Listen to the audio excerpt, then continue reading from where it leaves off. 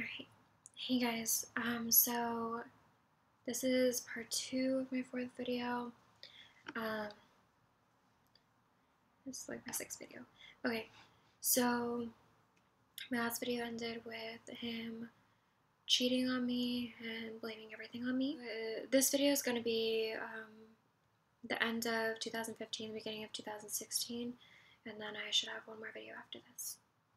I am a concealed weapons permit holder, and I have a 9mm that I keep in my glove box. Not all the time, but like when I'm driving, it's in my glove box 99% of the time.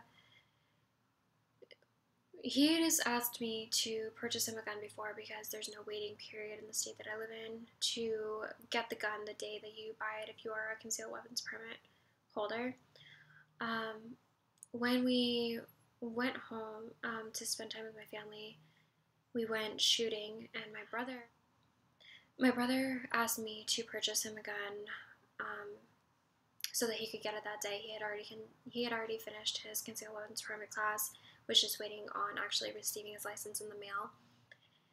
So I said yes. I had no problem with it. I know my brother. I know he's not going to do anything stupid. And this really pissed my ex off because I told him the only way that I would do it is if he went to anger management and I wanted him to go get the concealed license. I wasn't going to buy him a gun because I did not believe that that was a safe thing to do. He would freak out on random people, and I didn't trust him with a gun. He would carry mine from time to time, but sometimes it would definitely make me nervous.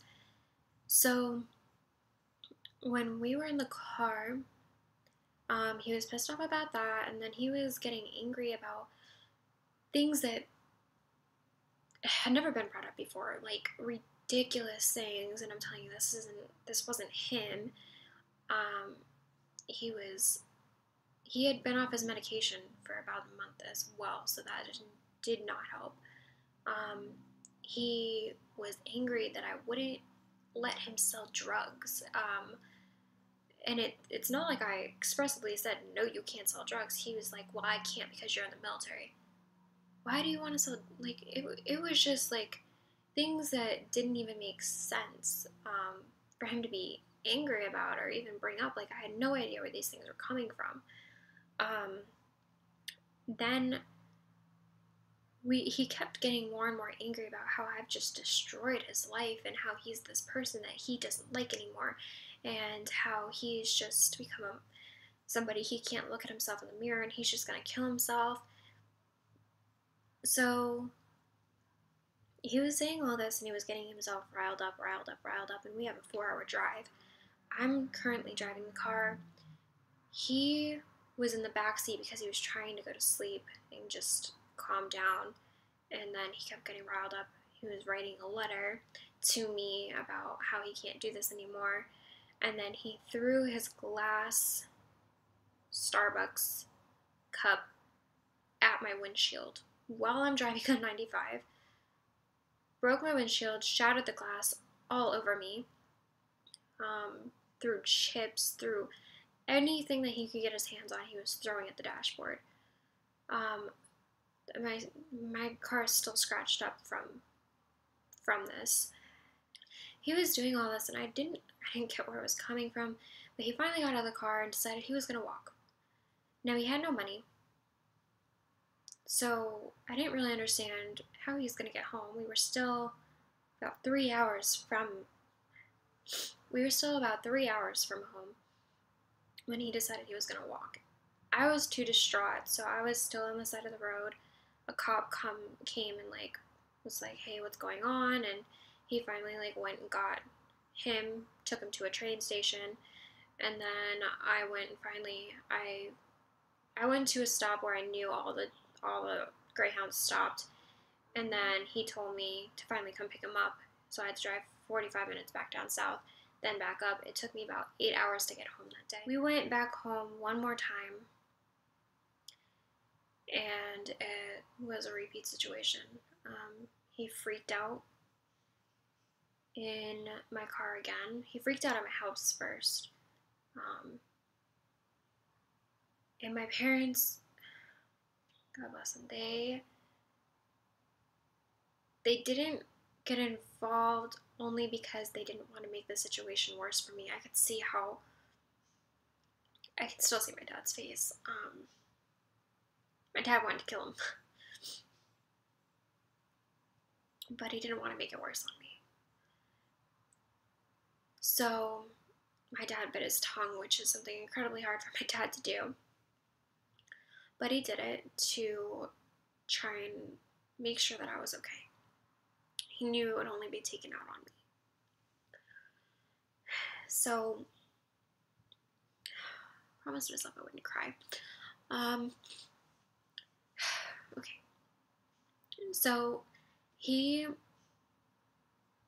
freaked out at my house because I don't even remember exactly why. Freaked out in the car. And then I told him to get out of my car because I just wanted him to calm down.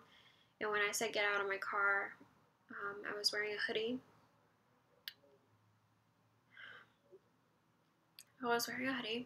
And I don't wear hoodies anymore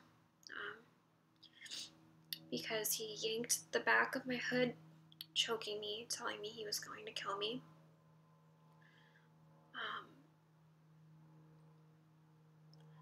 Then he got out of the car, was freaking out, slammed the door, broke a couple things. I don't know what he broke. And then he ended up hopping in the back of someone's pickup truck and going home.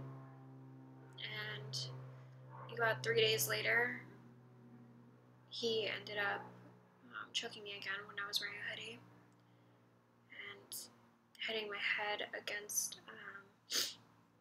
against our bed frame when I went down on the floor. I had a huge lump right here.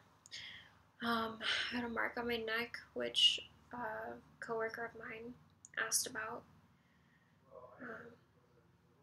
And then he just started really spiraling out of control. And that's really, that really is gonna lead into like my next video. So in November, I started getting closer and closer with my family. We were back on great terms. I was spending more time with them. I went to New York to watch my sister in the parade with my family for Thanksgiving. And I was planning on spending Christmas with them as well, which I did. And he was losing control of me. I was becoming more distant with him, and I was getting closer to the end. And I had become friends with somebody that I worked with and started hanging out with her. And he had quit his job in August, so he was not working anymore. I was completely financially supporting us. And every fight, he would break something. And it got to the point where during our fights, I wouldn't even really cry that much. I was like a ghost of a person. I would watch things break and just be like, crap. There's another $30. What bill am I not going to pay? Because I know he's going to go buy it tomorrow. He's going to go spend $80 on weed this week. And I made great money, and I could not keep up with the bills and purchasing everything that was broken and keeping up with his hobby of trying to fix up furniture. And he'd start on one piece, start on another piece, and buy things, and it just wasn't going anywhere.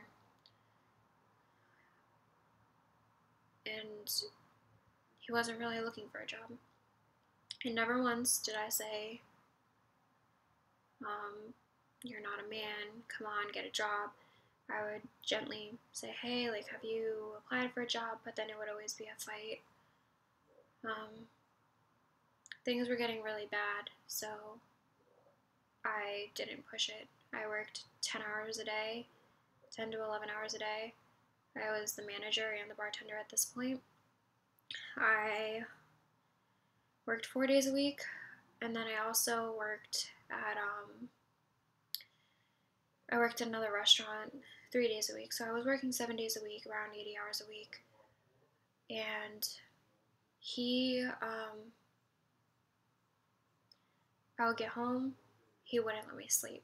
He would be up banging things, up cleaning, up doing something because he was pissed off. I was so sleep deprived to the point where I started hearing voices. When I would drive at night, I would see like black figures that I thought were people running into the road, to the point where it almost caused me to get in a car accident. I was very sleep deprived going up and down for my drill because I would stay until the very last minute, so until about 2 o'clock.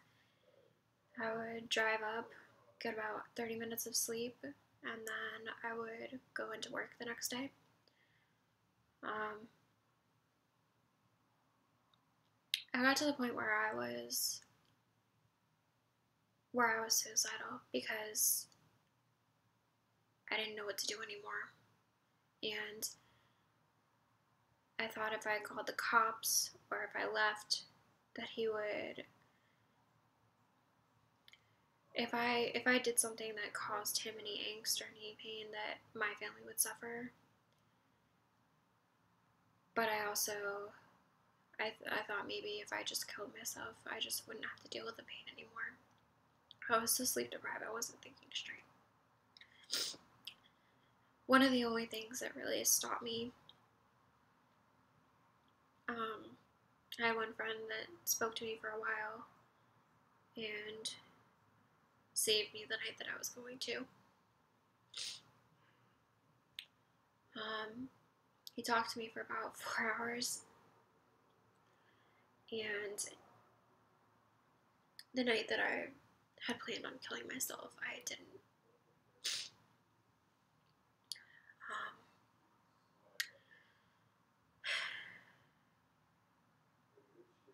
That, and I didn't want anybody to have to tell my family that I was dead. So I'm gonna go into my last video. That one's gonna be the worst. I'm gonna try and finish that in time because I have to leave and go to work. So thank you for watching this one, and this next one's gonna suck.